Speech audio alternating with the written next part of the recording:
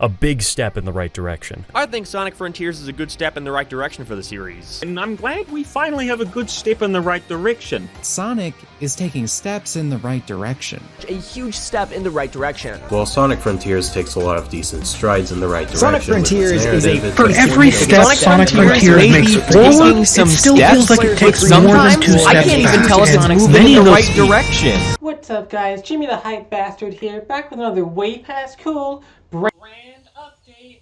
You already know your boy buys the freshest merchandise, eats the chilliest dogs, and hangs out with the hottest female Sonic characters. I'm here to tell you about some dope new Sega Sonic products. For only 900 Turkish liras, you can get the original, exclusive Sonic the Hedgehog water bottle. Finally, something to drink while eating my Sonic branded toast I made on my Sonic branded cutting board. I'm coming at you live from in front of a bunch of stupid crap to prove my loyalty and to signify to you that this video isn't going to have any of those nasty, dissenting opinions you might be worried about. I'm only here to answer the really hard-hitting questions, like could Nazo be Tails Blanco? Is Sonic 06 underrated? Yeah, so I just found out that if you make an hour-long video about Sonic, people will watch it. So this is going to be a bit of a review, sort of a meme. If this video seems a little bit short compared to other in-depth reviews, that's because I tried to limit this to things that haven't already been discussed to death already. The game's been out long enough now for people to have already talked about, you know, how Green Hill is overused a million times. In this video I want to ask two main questions. The one from the title and its counter-narrative. I want to talk a little bit about the state of the franchise, how we got here, how it's going forward, and my thoughts on the game, basically. We do get a little bit sappy towards the end, so if you have a low cringe threshold, you might want to tap out early, but you're watching an hour-long video about Sonic, you don't. In November of 2022, Sonic Frontiers was released to a horde of desperate Sonic fans, hoping to once again feel some semblance of affection for the series they once loved. After spending years as a laughingstock and having garbage dumped on them at every turn, Sonic Frontiers was the series' big chance to redeem itself in the eyes of fans and critics. For some reason, this game was what everyone latched onto as the last hope, the game that would either make or break the Sonic franchise. And while Sonic Frontiers sold and reviewed well, in this review, I want to find out which direction it sent us down, not just financially, but artistically. And I want to ask the question, is it over for the Sonic franchise? Is this the end? Is it dead? Dramatic, I know. Part 1. The Renaissance. This review is intended to be accessible to all Sonic fan skill levels, so first I need to give a little bit of background to what the series was like at the time of this game's release. When the series was brought from 2D to 3D, it was given a bit of a makeover, and along with it, a new tone. Shiro Miyakawa, who would write for the games from Sonic Adventure 2 all the way up until Sonic and the Black Knight in 2008, wasn't really a fan of the original incarnations of Sonic. He liked drama and action stories, and so he gave the series a bit more of a shonen anime vibe.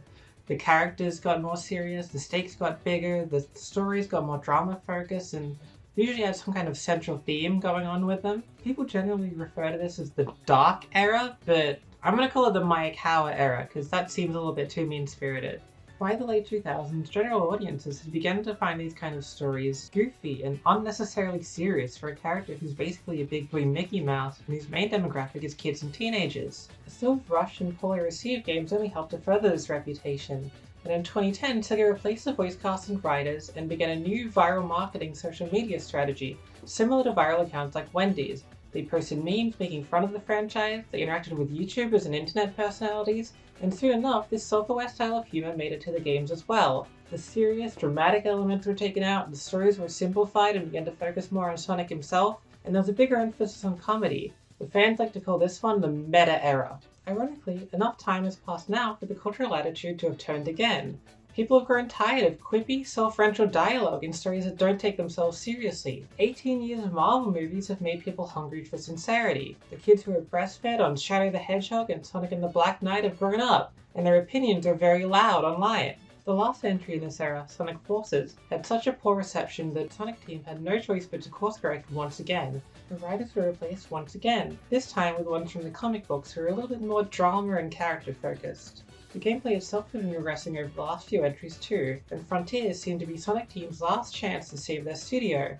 They weren't given much budget, and from the way they talk about it in interviews, it seems like Sega was ready to give up on Sonic. Just license him out to other studios and let him live on through merchandise and live service games like another Crash Bandicoot. It's a romantic story, but did they pull it off? Is Sonic back? keep me safe, now you're tearing me down. Am I way too waste now that you're not around? Come and leave your mark, vandalize my heart. Part 2. The gameplay. For a platformer like this, the controls make or break the experience, and thankfully, this game feels great. Sonic handles fantastically. He turns fluidly, the air boost and the stomp give you a lot of freedom and precision when moving around in the air, and Sonic's top speed is pretty fast. You can launch yourself off rails and ramps to go flying, and combining your movements lets you approach platforming challenges in a lot of unique ways. You also have the drop dash, which is pretty good. I don't think anybody would notice if it was removed from the game. There's still some annoying quirks of the physics. The launching mechanic almost never works as intended unless you do it off a flat surface or a ramp. Otherwise it probably just won't trigger when you want it to, since there's no button to do it, it's just automatic. It triggers when the game goes over an object that it decides is a ramp, which means it always happens when you don't want it to. You can hit a tiny rock and go flying, or you can try to make it work and then you end up sticking to the surface and running straight down and falling. Also, sometimes if you jump off a surface that isn't perfectly level, your speed will totally die in the air and you lose all your momentum and you just totally undershoot where you want to go. A few things have been patched since launch. When the game came out, it had this awful buggy jump deceleration that would just kill all your momentum in the air. Once you get to the final horizon, you can unlock the spin dash, which is pretty fun. You can also unlock this in the main story by doing these missions where you have to collect 1 million of all of these, but these aren't very fun. Just turn the cheat code on instead. This does render boosting on the ground pretty much completely obsolete, but it gives you a lot of new options in like launching off ramps and bouncing off surfaces, and basically just lets you fly around the environment with complete freedom. It's insane, but it's really fun and I love it. It just feels like it could have been turned out a little bit, like maybe if there was less anti-gravity when you jumped off a surface, it'd be more balanced, because at the moment it completely breaks all the challenges in the game, even the ones that were intended for it to be used in them. It does have a few weird restrictions on it, like if you charge it up in the air, you just stop moving entirely, which like, why? There's no startup time on it on the ground, so it's not like it's like punishing you or anything, it's just pointless. I don't get why it's here. Honestly, I don't think I've ever seen a game give you this much freedom in how you approach it. It feels like you're playing with a moon jump code on, but it's a good thing more than a bad thing. That is, if you're playing on high speed mode. If you pick action mode, the game plays like butt. Yeah, the game lets you customize Sonic's handling like he's a car, and I don't really see the point in this, and I think it only serves to drag the game down. For most of the game, the challenges feel like they're all designed around making sure that your grandma who picked action mode and has never held a video game controller before can beat them. But this means that if you're playing on high speed mode, you're wildly over-equipped for any of the challenges, and there's almost no point in beating them the legitimate way. It's still fun to break the levels apart and play them in your own way, but later on in the game it's clear that things are intended for you to play on high speed mode, so why not just make these the default controls? Let the player learn it over the course of the game and have everything intended for this one experience. The increased amount of options here doesn't really add anything. The worlds themselves are a mixed bag. There's very little verticality to them, so you mostly only traverse them by just running around the surface. To make up for this, there are these platforming challenges thrown everywhere throughout the islands. These range a lot in quality, they're all very short, and they all feel like mini segments of a regular level. Each one flows really nicely into the next. Whether you play through the challenges intended or you skip through to the reward, you'll often find yourself in another part of another challenge, and you can keep jumping from one to another, and it feels surprisingly really natural. The zones are also so densely packed with these, you can just keep going most of the time, jumping from one challenge to another. I'm honestly impressed with how well it turned out and how well they managed to incorporate platforming into the open world in a way that feels good. Honestly, whichever way you approach it, it feels like you're playing one big level that can be approached in a million different ways. Like you can string 10 challenges together in any order, and it feels like you're kind of playing a little mini Sonic level, or that you're building your own out of Legos by picking and choosing which challenges you take on. From what I can gather, these challenges were a fairly late addition, which is strange because without these, I think we could have had another like Sonic Boom Tear Disaster on our hands, because the rest of what's here is not very fun, I'm sorry to say. Exploration seems to be a big selling point of this game on the surface, but it's not rewarded at all. On the rare occasion I saw a unique structure, I would look at it and think, I must climb this, only to stumble my way to the top to find nothing.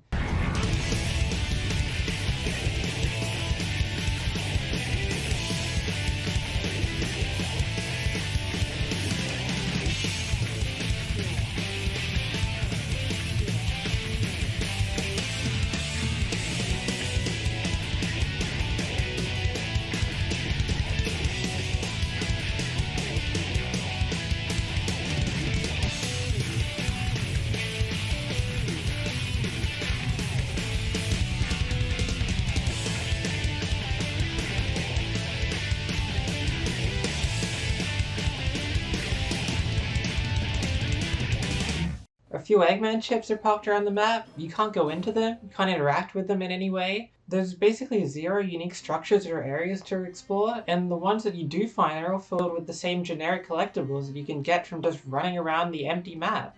The collectible system is also kind of confused. You're supposed to collect portal gears, get keys to get emeralds, but you can also find keys and portal gears just like lying about on the open world, so there's no really distinguishing value between the two of them. You also have all these little puzzles to fill out parts of your map, and these are not very fun. One of them is just hold the boost button down. A lot of them are just side loop 3 objects.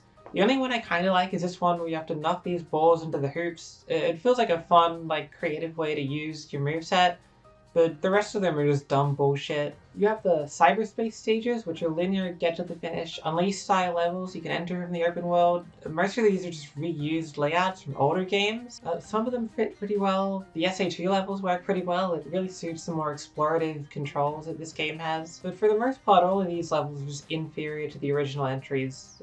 If you like the Unleashed levels, play them in Sonic Unleashed. If you like the Generations levels, they're better in Generations. They also look better most of the time, so I don't know what the appeal is. It's just padding. It's really just padding. It's just old content that they could dig up, old assets that they could reuse to fill out some of the game. They also force you into these really awkward controls for these stages. You run slower, your turning is more resistant, your jump deceleration is really high. It all makes cyberspace fundamentally just less fun to play than the open world. But you can do the magnet dash. Yeah, if you homing attack and boost at the same time, you can make Sonic go and fly across the stages. I know this is unintentional, but it takes some levels from being a total slog to play through to actually being pretty fun to run through in time attack. So I like cyberspace, but it's a lot less fun than it could be for no reason, and what is fun is mostly done by accident, apparently. So there. This game also borrows another aspect from previous Boost titles, 2D sections that are zero fun. Except this time they control even slower and worse than the last entries. A bad start when Sonic was never all that fun to control in 2D in the first place. In my opinion, these should have just all been scrapped and you could have used the time to work on making one more 3D stage per world. Because when we get to the final horizon, the levels are all original and all 3D, and these are a joy to play.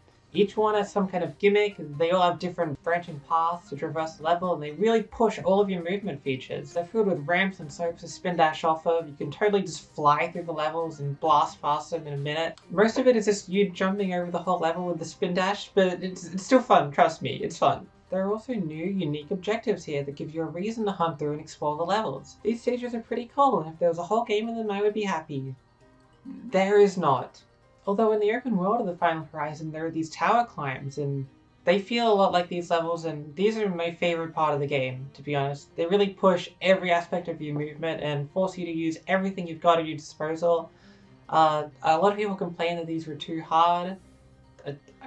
I really don't see it. They're just fun, and they force you to use your brain and think a little bit, and Sonic fans don't like that. The combat in this game is you play for 5 minutes until you unlock the Stomp, and then you hit the Stomp to win every fight. Every attack in this game is just you pressing one button and all the attacks just straight up do damage. So there's no reason to use anything other than what's strongest. You have the Psy Loop where you leave a trail behind you, and if you make it like a circle around the enemies, they fly up into the air.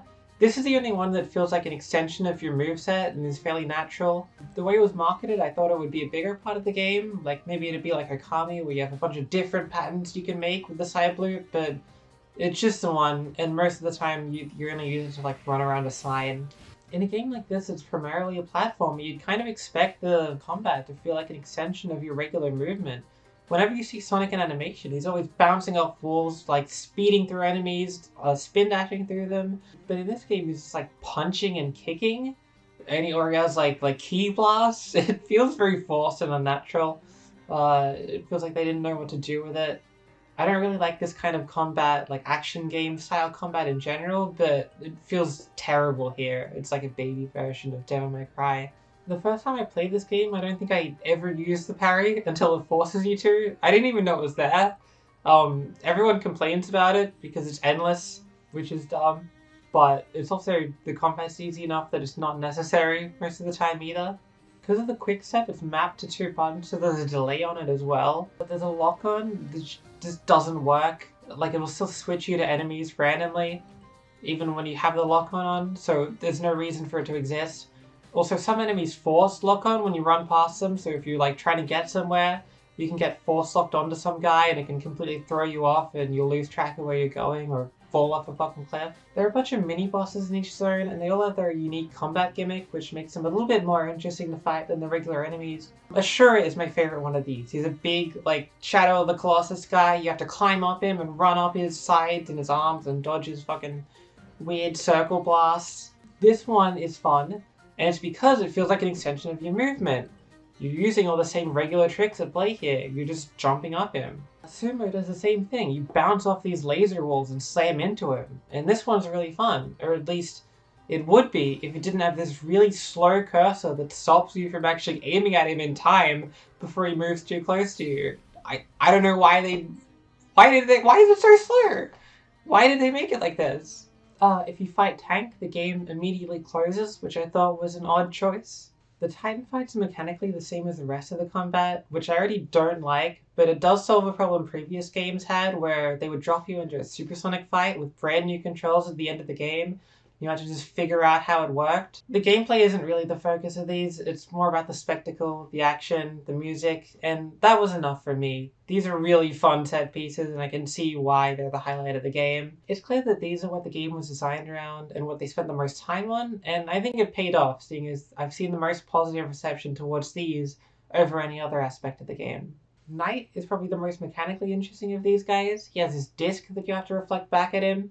But it has the same problem as Sumo, where the cursor is really slow. Fix it! Why is it like this?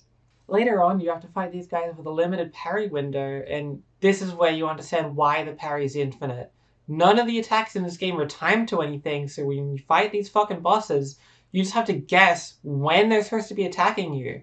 None of the enemy attack animations have clear indicators for when you should parry, and they didn't even bother to sync it up with when the attack actually hits you. It's usually just timed to a random point in the enemy's attack animation, so you just have to memorize it. Even if it was timed properly, it being on 2 buttons means there's a delay to starting it, and you have to predict it early. The final horizon introduces 3 new gameplay styles, and these are debuted in descending order of fun. Amy feels fantastic. Her being more vertically oriented makes her distinct from Sonic in a way that lets you approach the platforming challenges from a new direction.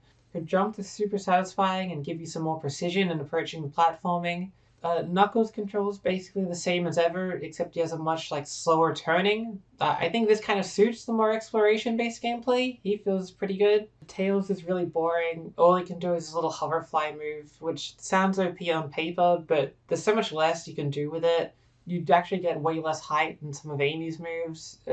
He sucks. Knuckles and Tails also both have this really slow upstart time when they're flying, which just makes it really slow to use and it kills the momentum. I don't know why this is here and why they haven't patched it. Also, for some reason, the deceleration is just broken on all these characters, so if you try to stop, you'll just keep going and can easily slide off a cliff or miss a button or shot that you were trying to line up. This also needs to be fixed. They did patch in, Tails' startup time, so I don't know why they didn't fix this as well. It's a very glaringly obvious. Having multiple characters in an open world also gives us the Donkey Kong 64 problem, where collectibles are restricted to certain characters, so you find a thing and you go, oh, this is a Knuckles thing, I gotta come back here with Knuckles, and this is a Tails thing, I gotta switch to Tails and come back. But most of the platforming challenges can be solved with any character, you just can't get the reward. I did have a lot of fun with these characters, and I really enjoyed their conclusion. I would love to play a more refined take on them in a future game. Maybe not in the open world though, maybe there could be a cyberspace stage where you switch to Amy and run around a level specifically designed for her, or there's a section of the map that only Tails can go into. I don't know. These characters are fun in short bursts, so I think this would be a fun way to do them. There's also a fishing minigame with Big. It's completely missable and it's about as complex as the fishing in Pokemon. It's only here to give you an alternate way of getting the collectibles. Surprisingly, I didn't encounter many glitches in this game, and the bugs that I did find were pretty minor and not game-breaking. Sometimes trying to interact with a button prompt, it would just not show up and I had to go into a level and come back to make it work. Alright, Giganto, forget the Chaos Emeralds. Let's fight man to man. Just as soon as I catch up to him with my sonic speed.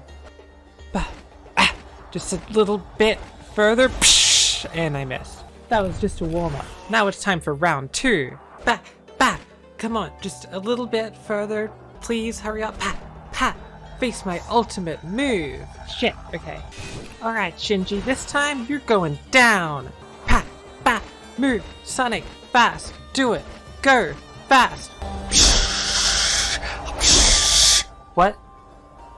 He was dead the whole time? I also did get a lot of crashes this time. I'm not sure why. Like in previous playthroughs it never happened and I didn't have any mods on or anything. But when I got to the final boss, it would just crash as soon as I got to the last phase every single time. So I actually didn't get to beat the game for this review. I mean, I beat it before, so it's fine, but it's a bad sign. I still had a lot of fun with the gameplay. I think it's absolutely worth playing, but so many of the mechanics at play here feel like they clash with what makes the game fun in the first place, and so much of it feels just ill thought out and underutilized. Part 3. The art. I have a bone to pick with Sonic's running animation. In Frontiers he goes from walking to running with little in between, so his jogging animation looks the same as his top speed one. It looks bad unless you're using the power boost, since he steps at the same speed whether you're boosting or not. When you look at athletes running, they take long, powerful strides. Sonic isn't the Flash. He doesn't slow down time, he just has really powerful legs that make him run super fast.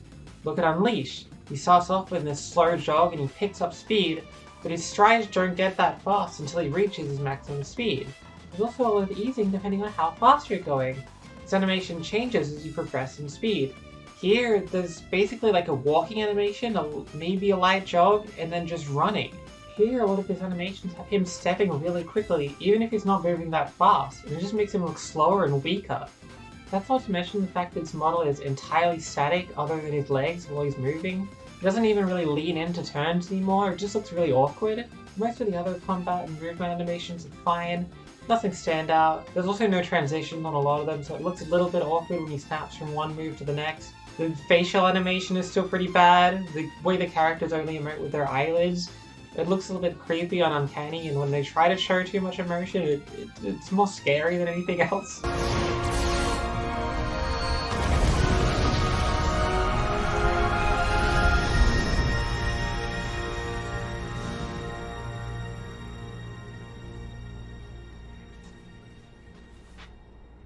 The visuals peak with the Titan fights. These guys look awesome. Their animations are all super cool and polished. They up the ante with the second phase transformation. And Sonic's animations in these fights are also really cool. The way he just slams the Titans around is so satisfying. When he defeats them, he right through them. I love this glitch effect where they zoom out of nowhere. It's so threatening they can just show up at any time. I like that Giganto was the first shown. It really tells you that this game is leaning into Sonic's 90s anime inspirations, because he's basically a giant Eva. Supreme is kind of a disappointing final boss design. I guess I like that they gave him a beetle shell so he isn't just a Giganto clone. And his wings look pretty cool. Again, like an Eva. I guess there's a lot of Eva references here now that I think about it. The end is basically just an angel, but less interesting. Maybe Sage is a clone of Maria. There's a fan theory for you. People who write Sonic fanfiction on the internet. I love Super Sonic 2, even though he's barely different. I think he looks so cool. I love that he's named that. I love that they're really embracing the Dragon Ball Z inspiration. I love these animations where he just destroys Giganto without even moving. Oh, it looks so cool. There's a really good use of color and contrast and composition when he fucks Giganto up. And the final fight with Supreme looks great. The cyber corruption form looks a little bit odd, but it serves its purpose and it's only there for like 2 seconds, so who cares? Where the art direction really lets the game down is in the field design. When you think about Sonic levels, what comes to mind? Cityscape, skating down the beautiful streets of San Francisco. Rooftop Run, every inch of the level is packed with detail as you blast past the timeless Spaghettian architecture. Maybe a little Ocean Palace, a temple over the sea with unique, colorful statues, giant turtles with cannons on them that shoot you over the level. Okay, now who remembers Sand Hill? A hill with no defining features other than being covered in sand. The open zones are just so painfully bland and repetitive. They're just super basic environments with nothing unique or interesting about them. When I was in year 7, a guy who called himself the Game Guru came to our high school and he showed us how to make basic 3D environments in Unity. And that's what Sonic Frontiers is. There are no buildings or towns to discover, you can't stumble upon a cave or find a hidden path. All of the structures strewn about look like all the same random assets thrown together, and they really make up anything coherent. We're told that some of these buildings are houses or farms or factories, but I don't know, they all just look like a bunch of rocks to me. In a series with such creative, iconic level design, this is really disappointing. Like, look at these Unleashed hub worlds. There's so much detail in every corner. People are going about their day, these little posters for fake companies. You can knock over a crate of fake beer.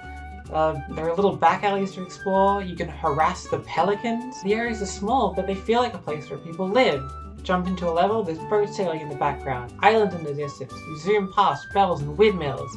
There's variety in the scenery, all these little details that make the environment feel cohesive.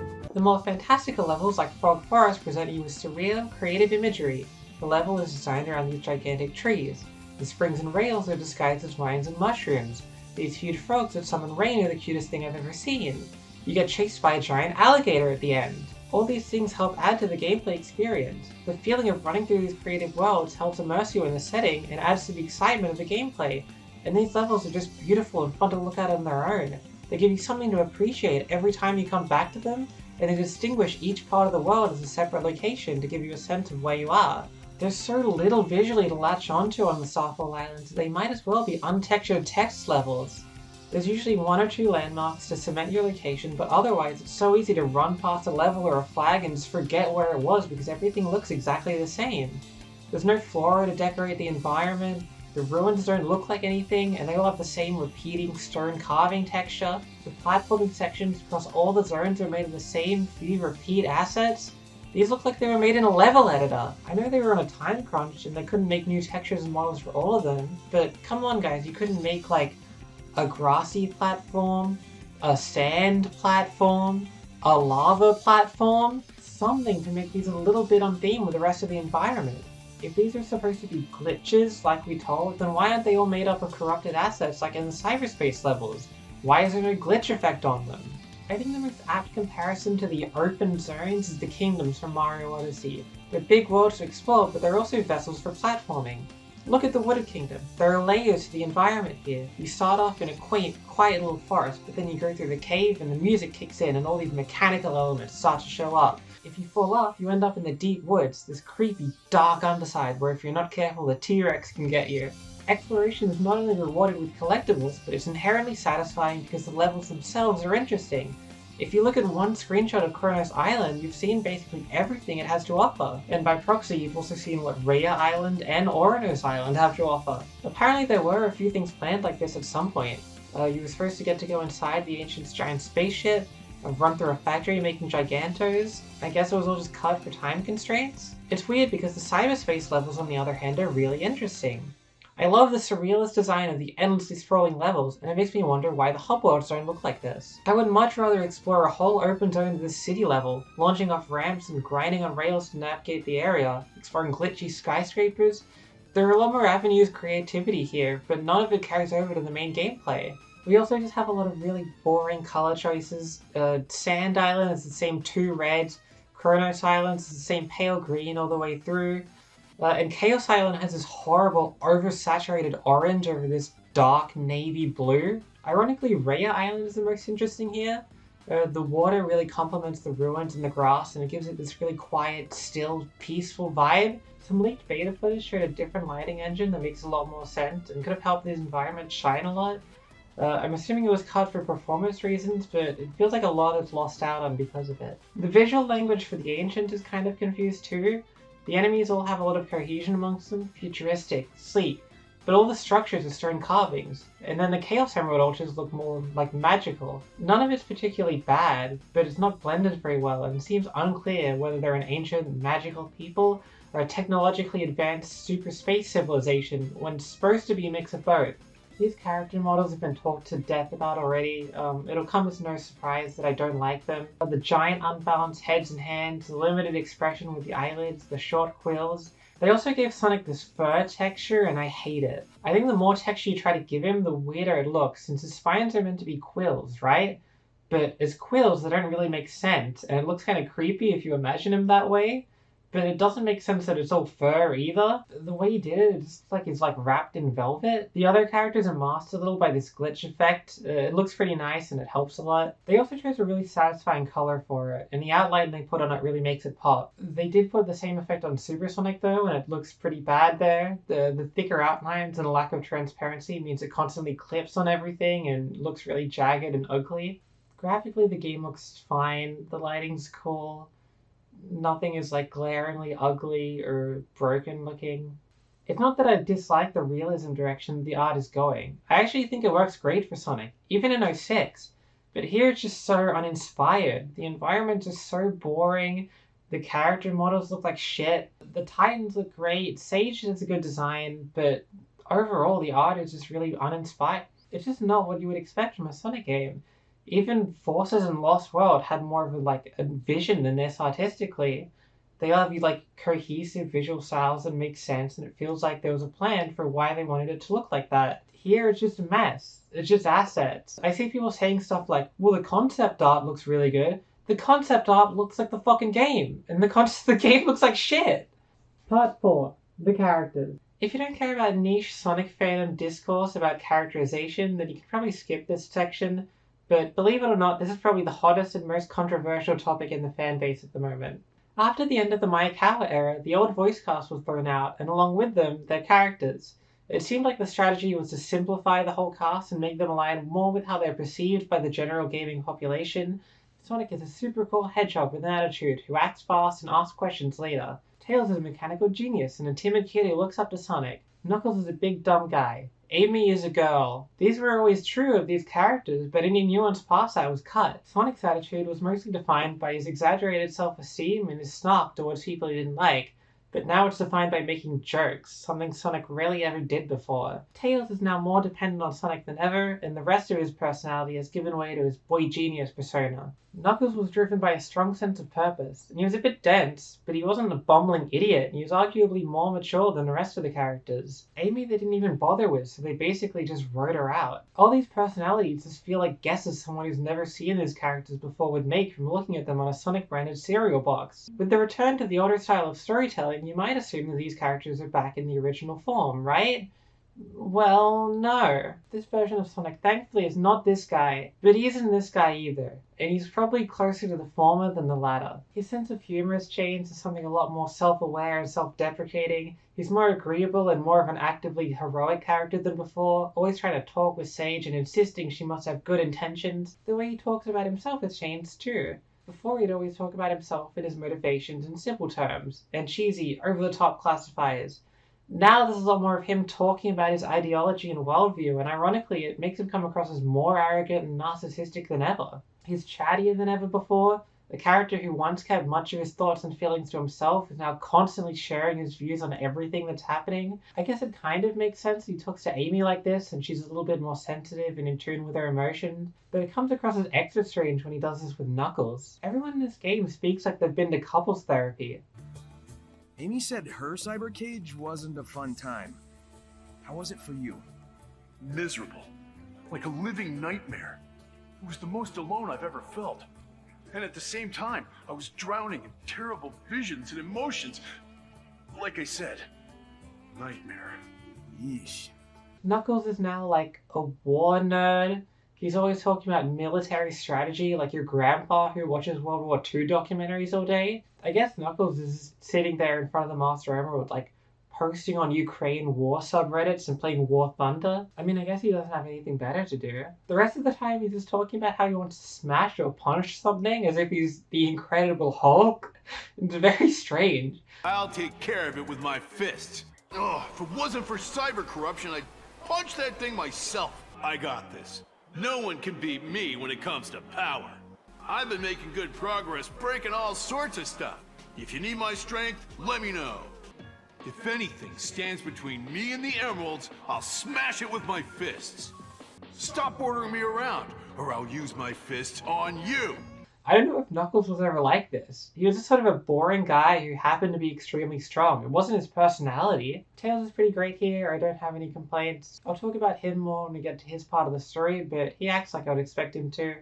And I think they struck a good balance in bringing him back without turning him into some sort of fan service ultra badass. I always kind of disliked how they made Amy a part of their group. It feels very much like some executive at Sega just decided they needed to have a girl in their group to help attract a female audience beyond just the Sonata yaoi shipping freaks. I always thought of the cast as a bunch of sort of loosely connected people brought together through circumstance. Like, Amy chases after Sonic, but I never got the impression that he was like hosting dinner parties with Amy Rose and Big the Cat. She's also gone through a bit of a characterization change. She was the emotional heart of the cast. She was obsessed with Sonic, but not in a way that meant she wasn't an individual. She's very much an active character who goes after what she wants, and if you want to decouple her from Sonic, you can, but you don't have to get rid of everything that was there. She's been all over the place in every adaptation recently, and it feels like nobody knows what to do with her. Sometimes she's passionate and spunky, sometimes she's a hate child neat freak who loves admin. Here her relationship with Sonic has been deleted and feels like they tried to dial back on the girly aspects of her personality, but without it, there's not much left.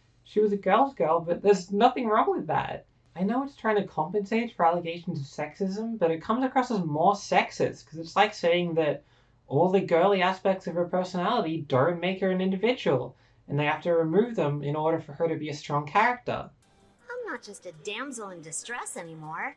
You know, Amy, anytime someone calls attention to the breaking of gender rules, it ultimately undermines the concept of gender equality by implying that this is an exception and not the status quo.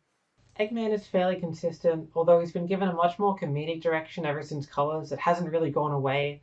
He was always a goofy villain, I mean, just look at his design, but he was mostly self-serious and now he tells a lot more jokes, but that's the same problem that's been given to everyone else too. I've employed similar constructs in my own systems, but this is markedly more advanced. Note to self, don't admit that to anyone. All these characters have gone through some changes, but they still don't feel true to what they once were. They're more like a new interpretation that I'm not particularly fond of. And I'm sorry to say it, but I think the current voice cast is a big part of why these characters feel off. To me, it's very clear that these voices were cast based on the meta-era versions of these characters. Like, we need a cool guy to play Sonic. We need a deep voice guy to play Knuckles. We need literally any girl to play Amy. Roger Craig Smith has always felt wrong to me as Sonic. It's not just that he sounds too old. The other voices always had a lot of bounce and playfulness to them that accentuates his personality. It makes his cocky self-assurance and teasing come across as lighthearted and fun. You turned into a big-time villain, Doctor! Oh, I get it. No problem. I'm used to stuff like this. Whereas Roger's delivery often leaves him sounding egotistical and needy. Like this line after he escapes the Titan. It's supposed to just be him showing off, but the delivery makes it sound like he wants Sage's approval for some reason. So, impressive, right? He's given new voice direction here to sound deeper and more serious, and I honestly think it's the worst Sonic's ever sounded in any game. Even in Colors, I think he sounded better than this, and I didn't like that either. No copyright law in the universe is going to stop me! Amy is missing all of her spunk and personality and just sounds tired and sad, completely opposite of what the character is supposed to be. No, but I got a sense of completion, comfort. Knuckles isn't too bad, but I think he plays up the deep voice a little bit too much. My favorite interpretations of Knuckles are always just the ones where he just sounds like some guy. Colleen O'Shaughnessy does a great job as Tails. He seems to have the best luck with voice actors for some reason. Even the ones that sound like a little kid with bad microphone quality are at least endearing. And Mike Pollock is a good Eggman. He might be the most skilled of the current voice cast. He's got a lot of range and he seems to really know how to sell the dialogue he's given. Although he's directed to sound a lot more comedic and cartoony here than threatening and serious. Part 5. The Story.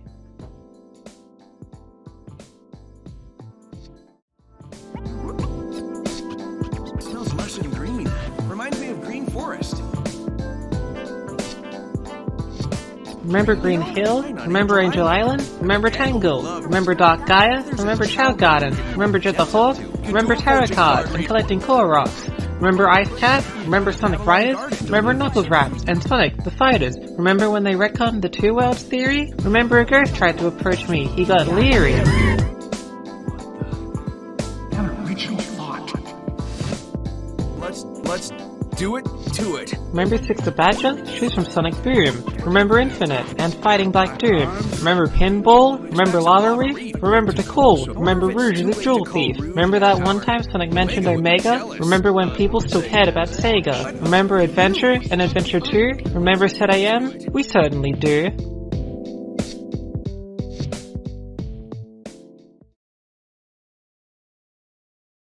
When I first played this game, I was pretty captivated by its story, and I think a big part of that is because of its tone. In Frontiers, we finally ditched the unserious, dorkly cartoon for something a little more Dragon Ball Z.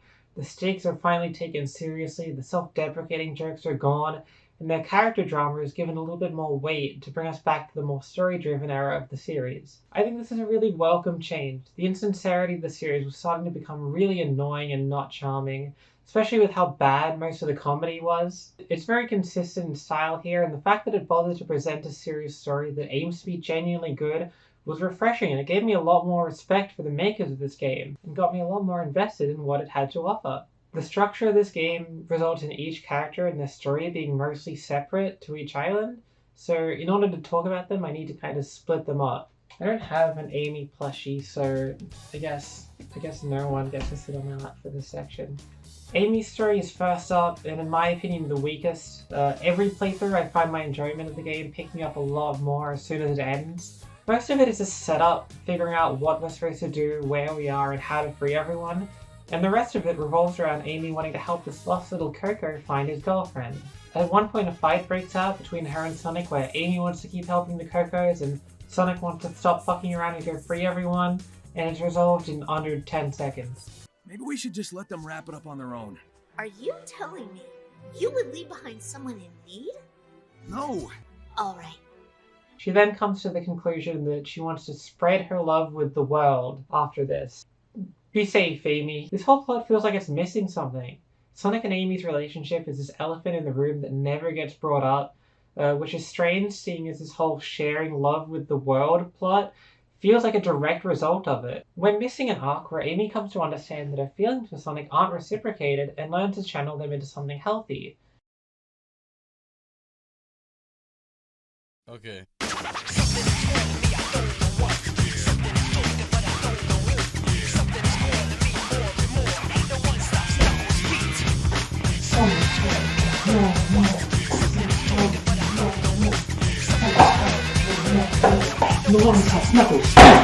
In honor of the excellent animated short starring Knuckles they released prior to the launch of this game, we're going to be cooking from the official Sonic the Hedgehog cookbook.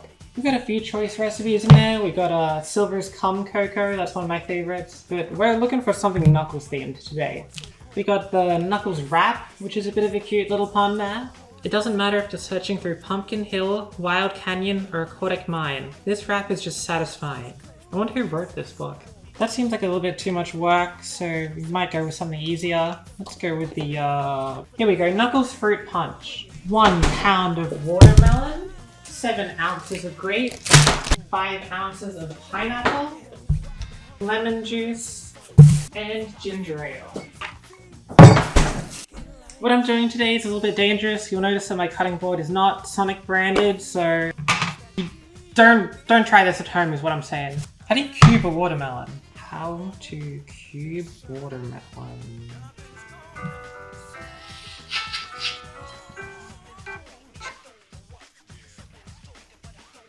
It's stuck. Hello? Watermelon video guy? Doesn't matter. I think I got it anyway. Wait, I figured out what I'm doing wrong. Ooh! Ooh, look at those cubes.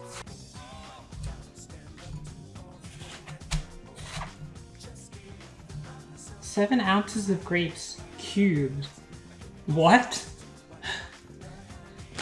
How do you cube a grape? Why would you cube a grape? Does that look cubic to you? Nah, fuck it. These are just gone. It can cut. I'll halve them, but it can cut up grapes. If it can cut up watermelon slices, it can cut up a grape, right? You know, fun Sonic fact you probably never heard. The reason the grapes are in here is because they're actually Knuckles' favorite food. Well, that's what it says in my character description. Remember, always cut up your grapes. You got any Gus and Eddie podcast fans in the house? You know what I'm talking about. It's come to my attention that this might not all fit. I might have to switch it on, take some out, blend it up again. We'll see what happens, I guess. How much do we need? 5 ounces, 142 grams. 121 plus 142. I guess that's some kind of number. Fuck. 142 plus 421. That's 560. Go with 560. Some of you guys are rectangles. We don't fuck with no rectangular prisms. I believe we've hit the pineapple threshold. Half a cup of fresh orange juice. Sorry, I'm not making fresh orange juice for this dumb bit. I haven't been looking at the camera this whole time. I've been looking at my fucking laptop screen. I've been staring at my beautiful reflection in the laptop screen. That seems to be about 1/4 of a cup to me. Wahoo! And last but not least, some ginger ale. I've never had ginger ale before. I don't know what it tastes like.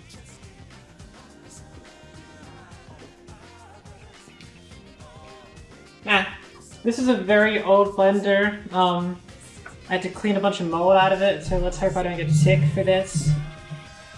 Everyone's a little bit scared of using a blender, right? It can't the blades can't fly off and stab me, can they? How many people have been killed by blenders? I don't think I want to Google that. I think that's gonna make things worse.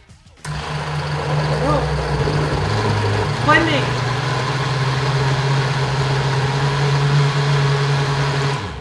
Ooh. Ooh.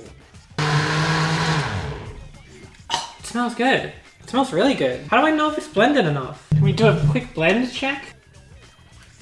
I'm feeling a bit of pulp and stuff, but that might just be because it's fruit juice. We might do an additional few seconds and just really seal this deal.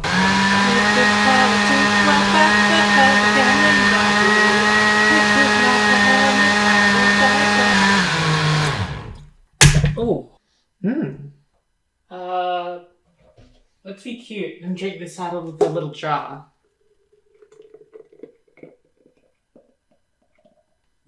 It's not supposed to taste like Knuckles, is it?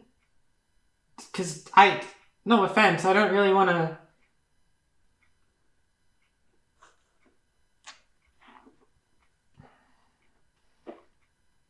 Oh. That's why I was supposed to cube the grapes. I mean, I taste grape skins. I don't know if that means I just didn't blend it enough, or... It's pretty good, though. Good job, Knuckles. You've outdone yourself in 2 ways. Okay, that's enough game dude, funny skit, bullshit. Let's go back to the meat of the dish. This whole short is beautiful. The 2D Sonic style has been adapted into animation, and this is the best it's ever looked, I think. These background paintings are beautiful, Knuckles look perfect, the chows are adorable, they have this line art filter that just looks like the new Toei movies. I really love how they brought Angel Island to life, and they weaved in Sky Sanctuary in a way that looks really good. Modern Sonic games usually have this problem where they try to literally translate the Genesis graphics, and it ends up looking really awkward, like Force's Green Hill or a lot of Lost World. Especially the modern character models and designs. They clash really weird with this old Genesis surreal style. But here it's executed perfectly. Despite being the ruins of a long-lost civilization, the whole island is brimming with life.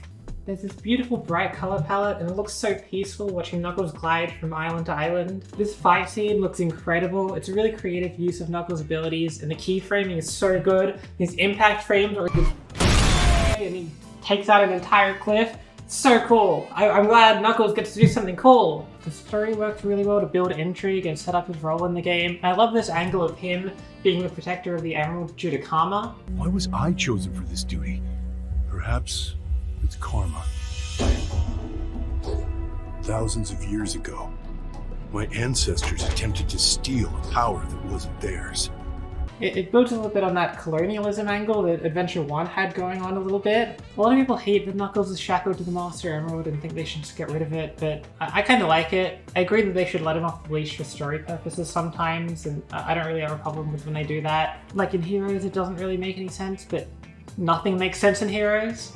It also makes the whole thing about him being a treasure hunter not make any sense, but I like that it's here anyway. I love this idea of like a past young Knuckles hanging out with a bunch of deadbeats, searching for treasure and jewels, calling himself the world's greatest treasure hunter. He always seemed a little bit more worldly and grown up in that way than Sonic and Tails, and I like the idea that his backstory has things like that. But his connection to the Master Emerald is also part of what makes his character so compelling. He's like a lonely character and a loner. Part of his thing is that he suffers for the sins of his ancestors. And the idea that he's bound to something higher than himself makes him a lot more interesting. It's an excellent contrast to Sonic's carefree ideology. I also like that most of Knuckles' backstory is kind of left vague. I think anything they could do to explain the Master Emerald would be less interesting than the mystery that's already there, which means they'll probably ruin it in the next game.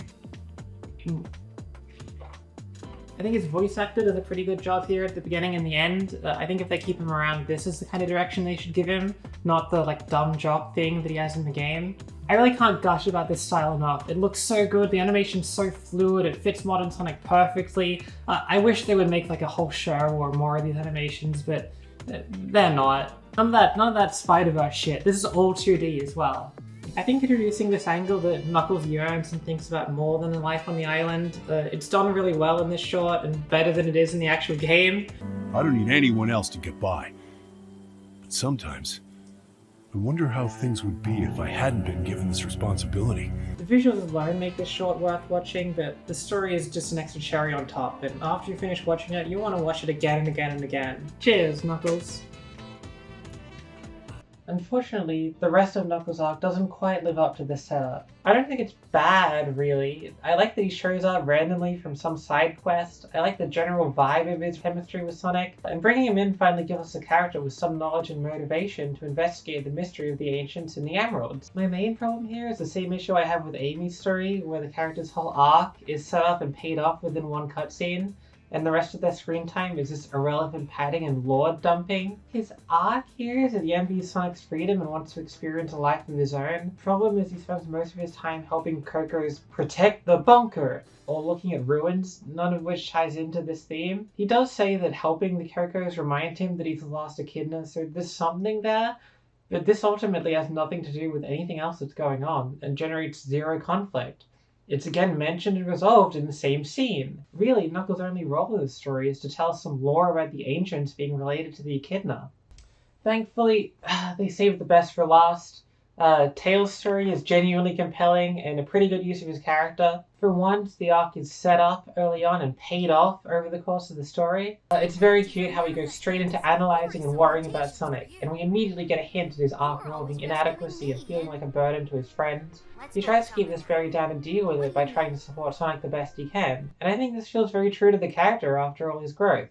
He knows he's strong enough to deal with his problems, but he still feels unsure of himself. Personally, I think this is a clever way to tie in past, much-hated characterizations of Tails rather than just ignoring them completely or overcompensating, and I think it's a good direction to go with him. Tails is young and he takes on a lot. It's not a far reach to think that he would struggle to cope with some things and fault himself for perceived inadequacies. This resolution with Sonic is really sweet, and it gives us a glimpse of Sonic's mature side, and it's a perfect representation of what makes their friendship work so well. Also, Tails says yipe, and that makes him the best interpretation of the character yet. Seeing as there's no real villain character for most of the story, Sage is where the conflict is supposed to come from. She's supposed to be the heart of this story. Unfortunately, none of it's given a chance to breathe or develop, and it ends up coming across as forced and uncompelling. What does Sage want? She wants family. One born out of love and not genetics. Why does she want this? I don't know, but like everything else, it's resolved with no struggle. The blueprint for a character arc here is so basic it writes itself, where Eggman is neglectful and abusive and learns to love her over the course of the story. Instead, it starts off and he's already like proud but distantly affectionate towards her, and when she asks about considering her as other robots for family, he's like, yeah, sure, why not? I guess so. It's like they were afraid to make him too mean out of fear that you wouldn't connect to him later on. But come on, that's the whole point here. The point is that he's a bad guy who suddenly has something to care for. A lot of people have mocked this scene where she starts crying over a flashback with Eggman, and that's fair because this is completely unwarranted. There is no falling out between Eggman and Sage to serve as setup for this. There's this thing where she keeps advising Eggman to work with Sonic, and he declines, but it never really comes to a boiling point. The last time we see Eggman before this cutscene is him saying he's very proud of her. So what's the deal? There's no arc with him learning to love Sage here. We end off with basically the status quo we started off with. We're missing a scene where Eggman is like, "Work with the hedgehog? Why, I never!" And then he plugs Sage into his computer with a big USB cable and uses it to take control of the Lost Titan and fight Sonic. But it backfires on him and releases the end. And then Eggman gets to have the realization that, wait, she was only telling me to work with Sonic to try and save me. And then when Sage does die, we see Eggman reach out, only for him to put his hand down, because he knows that he had his chance, and he blew it. Every conflict in this game feels like it's over before it even has time to get off the ground. Everyone has to always be friendly with each other, and nothing too dramatic is ever allowed to happen for more than a few seconds. The story is actively afraid of any upset to the status quo. It's not all bad. Sage shines in her interactions with the rest of the cast. Sonic's strength of character leads her to the realization that he might be more than she was led to believe by Eggman, and she goes from trying to chase him away to testing him. I love this moment where she talks with Tails and finds some common ground. Rather than the blind faith that Amy has in him, she understands why Tails idolizes him. Again, you would expect this to drive more of a wedge between her and Eggman, realizing that he'd lied to her and might actually not be a good person, but it amounts to nothing. Instead, this resolution feels hollow, and without anything else to latch onto, the whole story feels empty. Pacing is another big problem here. There's plenty of criticisms you can make about Sonic Adventure 2's story. The gameplay structure can undercut the pacing, the cutscene animation looks goofy, there's a lot of things that just don't make any sense, but one thing you can't say is that it's boring. Take a look at what's going on at any point in the story and whoa, we gotta get Sonic out of prison! That guy! The hedgehog is out of all places! Wait a minute! Close up, guy! Time to lose. We have to hurry and find the Master Emerald. Now let's see what's going on back on Kronos Island. Yo, Amy. Who's your friend?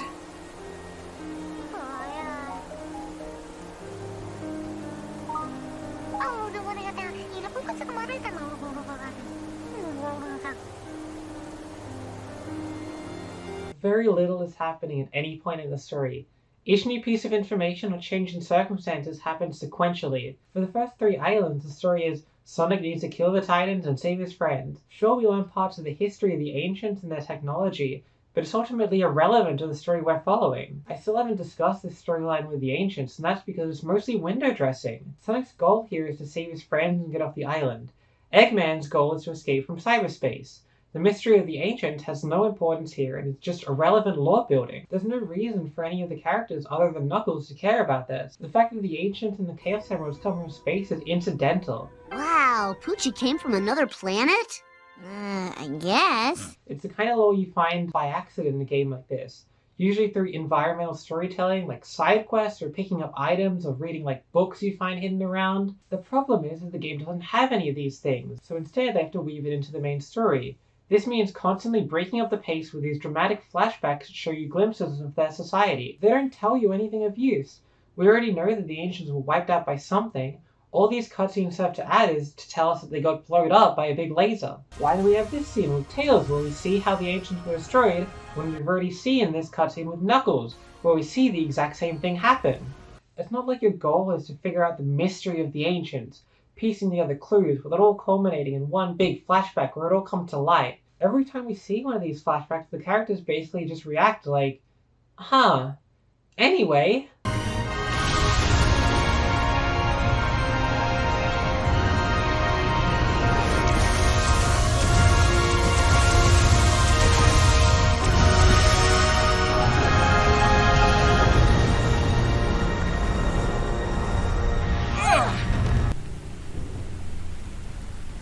So, that was a thing. I know it's supposed to be building up to the return of the end, but it's not like we learn anything more about it from these cutscenes, and the only thing hinting towards it is Sage's cryptic mutterings. The end does have a character, sort of. Its whole thing is being this inevitable, all-knowing entity that represents death, and it gives a big speech during the original final boss fight. I am inevitable. And I am Steve.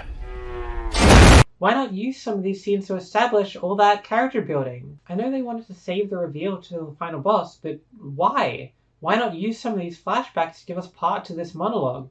Why not give a hint to our characters about how whatever wiped out the Ancients might be coming back? Gives the story a little bit more tension and stakes, something to build up to.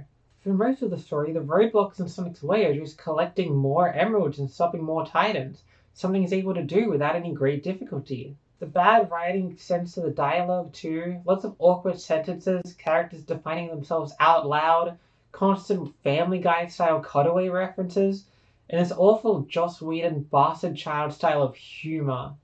I've been infused with weird zappy stuff before. That's a huge wall, and an equally huge hole through it. Yikes. I really just hate this kind of writing, and it was never really Sonic's style of comedy either. He was sarcastic, sure, but now he's got the same generic quippy style of speech that people have come to hate Marvel for. Alright, now it's time to talk about the C word. That's composition. And in order to talk about composition, I need to talk about Sonic Adventure 2.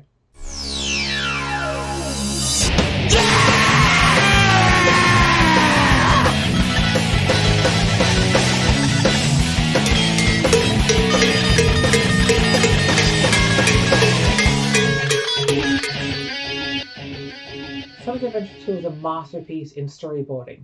The game was intended to be Sonic's version of a big 90s action blockbuster, and it's shot like it. Everything's framed in dynamic ways to keep things exciting. Take this scene where Eggman is negotiating with the president. It's a story tense setup. Then we cut to a close-up of Sonic's big, goofy smile as the music and tone changes to show our heroes gaining the upper hand. Sonic and Shadow run alongside each other aboard the Ark, and the speed picks up to visually represent the tension building between these characters before the fight begins. Frontiers, on the other hand, is just full of really boring cutscenes. We open in this lame shot of Sonic in his default standing pose standing on a tornado. Okay, it's small next to the title to show that this game's going to be about exploration. Lie. And things only go downhill from here. Side note, why does this game start exactly the same as Lost World?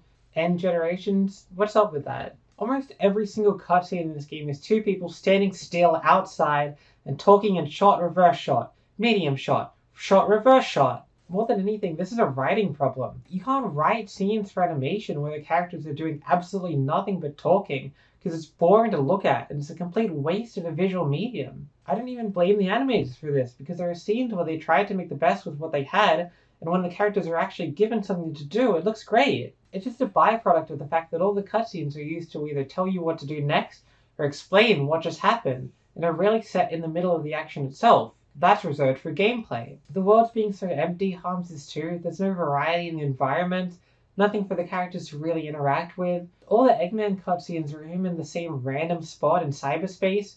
He doesn't even have a makeshift hideout made of machine parts of anything. He just sits there in the fucking Eggmobile, slamming his fist. It's all such a disservice to the story. It makes you realize how little actually happens in this game. Before talking about the ending, we need to decide which ending to talk about. The game launched with this really anticlimactic ending with a reused boss fight and a Toho minigame, where Sonic frees his friends from the computer only for them to immediately hold hands and go straight back in so he can save the day. There's even dialogue left in here referring to cut content where Sonic talks to the Titan pilots who just aren't there. Also, Sage dies. The Final Horizon DLC was marketed as another story, but I just can't help but feel like this is the truer ending to whatever the original vision was. Seeing as it was given away for free, the Titans are expanded on, the supporting cast are given actual roles, the cyber corruption actually built to something with Super Sonic 2, the only thing that feels more natural in the original cut is Sage's death. In the Final Horizon, we get some development on the EVA pilots and their parallels to Sonic and his friends. I honestly love that there's a training arc in this game. The fact that the trials are genuinely difficult and the pacing with you switching back and forth between the other characters really makes me feel like I'm Goku training in the other world to save the day. The other characters being here helps the pacing a lot in general. It gives the story more moving parts to keep things interesting. And the other characters being involved actually give some closure to their arcs. The ending is an exciting moment, but it adds little of substance to the story. It brings justice to the Ancient and resolves the plot with Sage bringing Eggman and Sonic together, but thematically everything of note is already done with. If the end returning was just removed and everybody got to go home after Rhea, does anything important change? What does the ending add thematically? And with that question opens up a bigger problem with this game. Being, what is the point of any of this? To sound like Pariah for a second, what is Sonic Frontiers about? It's not about family. It's not really about the Ancients. Is it about death? Well, no. Friendship? There's no consistent theme across the story, and none of these individual elements are strong enough to carry the narrative, so it just leaves things feeling hollow, with nothing to say. Sure, not every story has to have some greater meaning, but without any deeper character arcs or plot elements, we're left with no reason to connect with the story. And this kind of storytelling is a hallmark of the Maekawa era that this game is clearly trying to harken back to. Obviously your presentation made a big impact on all of us, but I'd like to know what messages that you'd like us to take away from that exactly.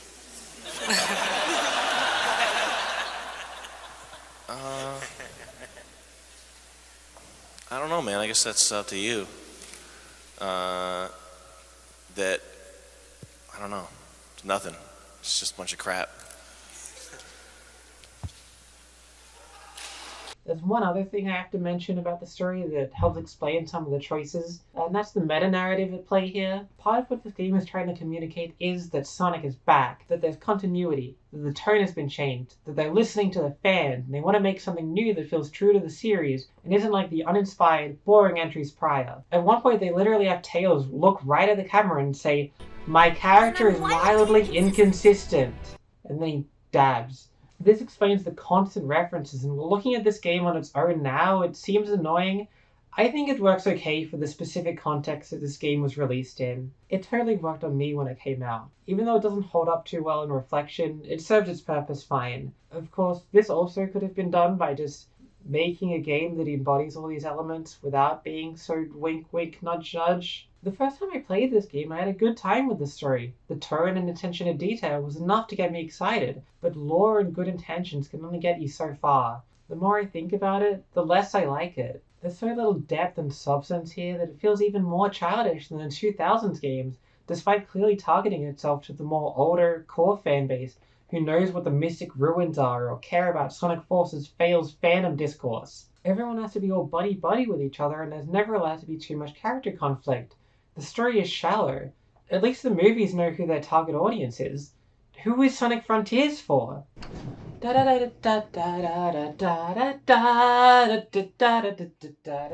6. The music. You have three main musical styles in this game. You have the wistful, mysterious piano sound of the open zone, the extreme metal vocals of the Titan fights, and the high-tech synth of the cyberspace levels. The first two totally knock it out of the park. The overworld music is beautiful. It perfectly captures the feeling you want to create for this mysterious, unsettling new world and manages to be incredibly catchy, but subtle rather than in your face. As you progress through the island, it builds upon itself, and you get these violins that kick in as the excitement comes to a head, culminating on Orino's Island with Second Wind, expanding on the melody and adding these echoey claps as you feel this long-gone civilization cheering you on as the pacing picks up and you rush to finish things. I'm not as big a fan of the cyberspace themes, but they all fit their purpose fine. It makes sense why these were given this kind of sound. I just didn't find it particularly memorable. None of it's bad though. Some of the vocal themes stuck in my head a bit more, but for the most of these, they all kind of blend into one thing and I don't really find myself thinking about them at all. But when it comes to vocal themes, we're back on top. All the Titan themes are awesome. They suit the creepy, extreme designs of the characters, and they create a nice contrast from the slower gameplay to punctuate these high peaks of excitement. They're also timed to different parts of the fights, so the best part of Breakthrough It All always plays as soon as you hit the last phase of the Wyvern fight. Breakthrough It All is my absolute favorite here, but all three of these songs are just complete bangers. I'll never get sick of them. Even listening to them for like 6 hours straight trying to beat the fucking Titan boss rush on Final Horizon the first time on hard mode, I can still listen to them all day. They're just that good. It's for good reason these fights are the highlight of the games. I think the music really carried them. I fucking hate I'm Here. It's the whiniest, slowest, most underwhelming song for a final boss, and it's easily my least favorite main vocal theme.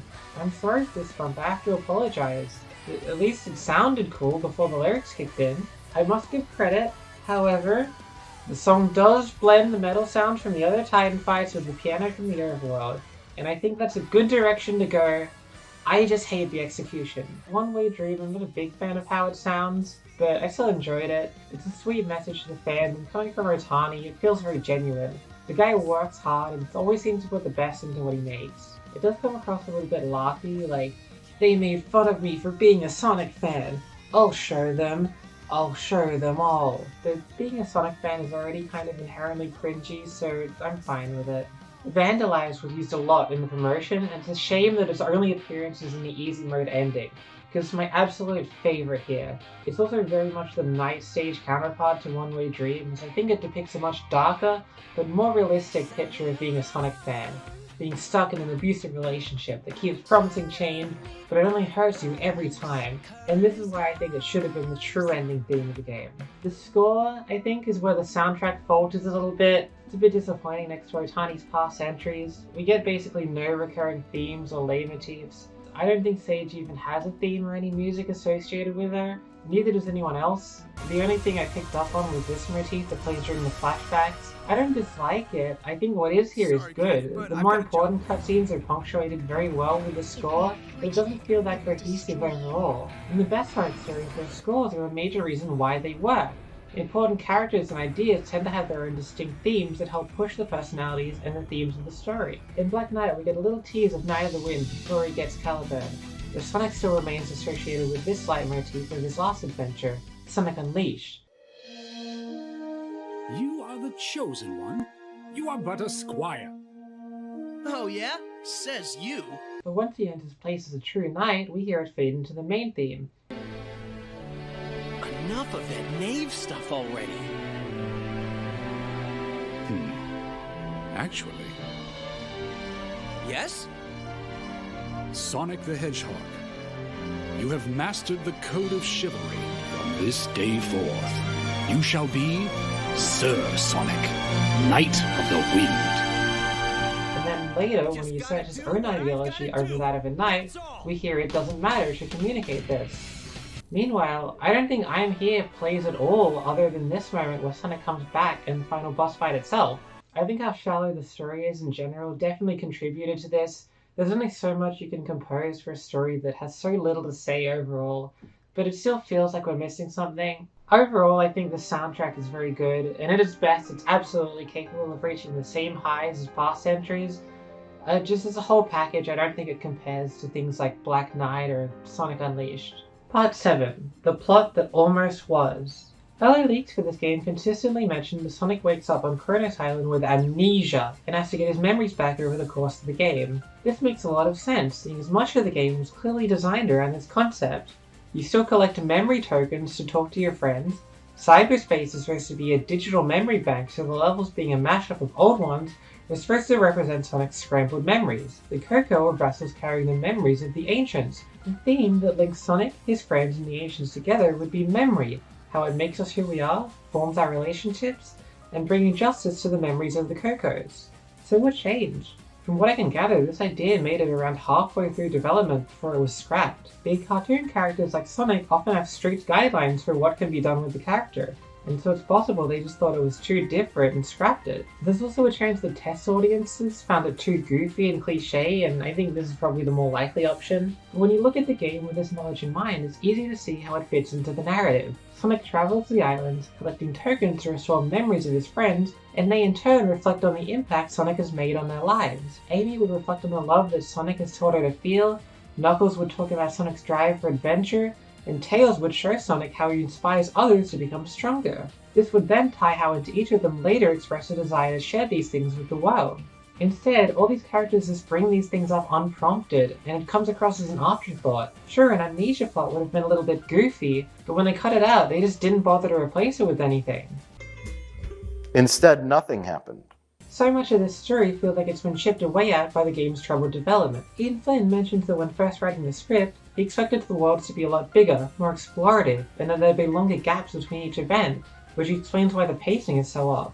We also know that the last two islands in the first one were originally one big island, so scrapping this had to have affected the story in some way, right?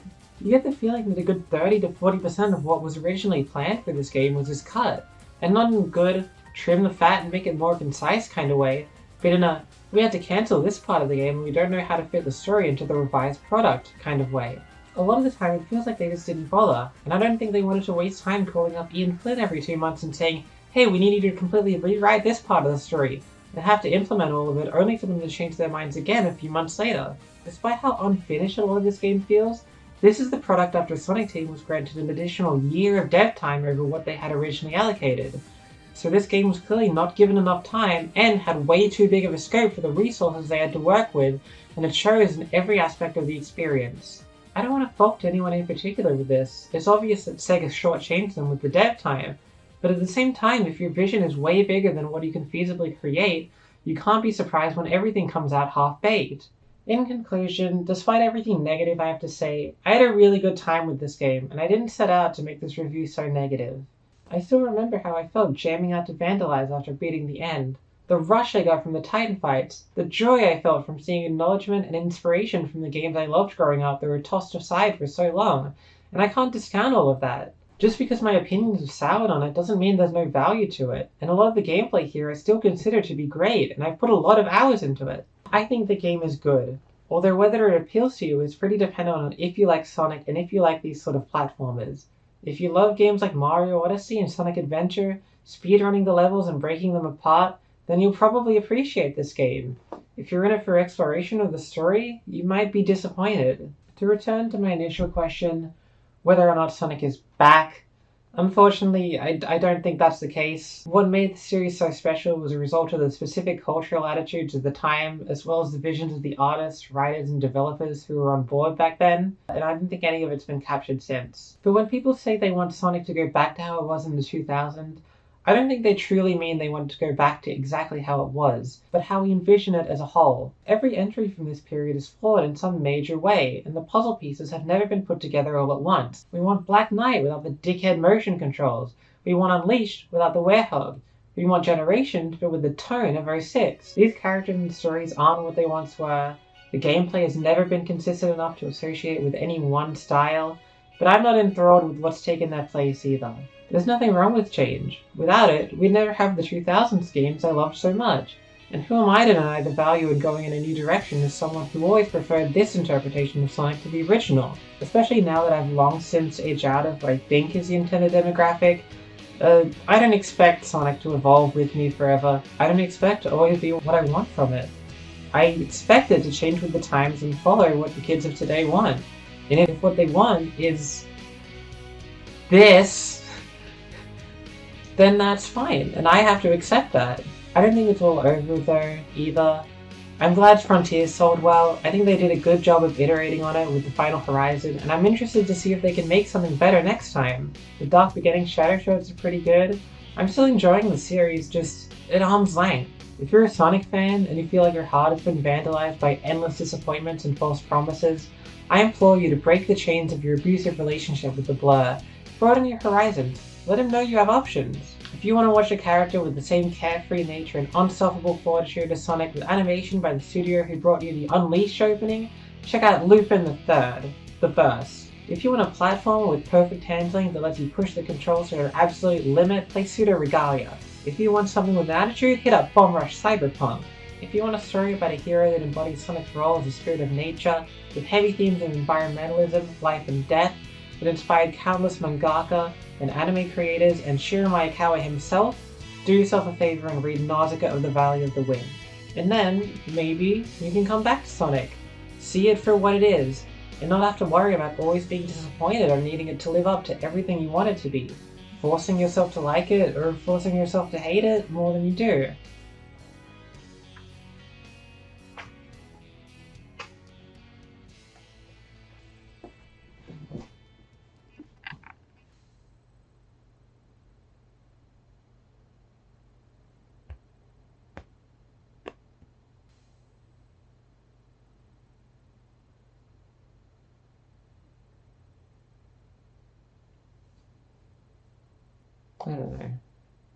I don't know what else to say in conclusion. Really, Infant is right when he says that Sonic is a kid's franchise, and if you want more, you have to move on.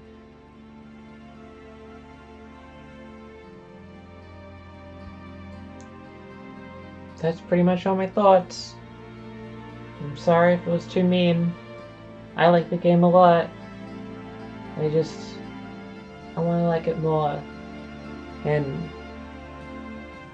I don't think this is the same as what we had back in the day. It's gone. It doesn't have to be the same as what we had back in the day.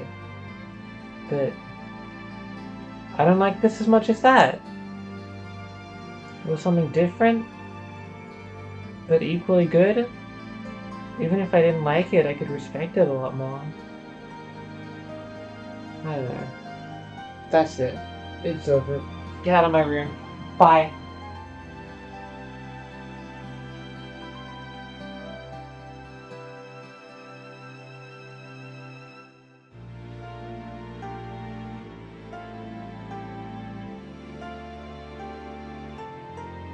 Come on, let's go home! To the planet as cool and blue as me!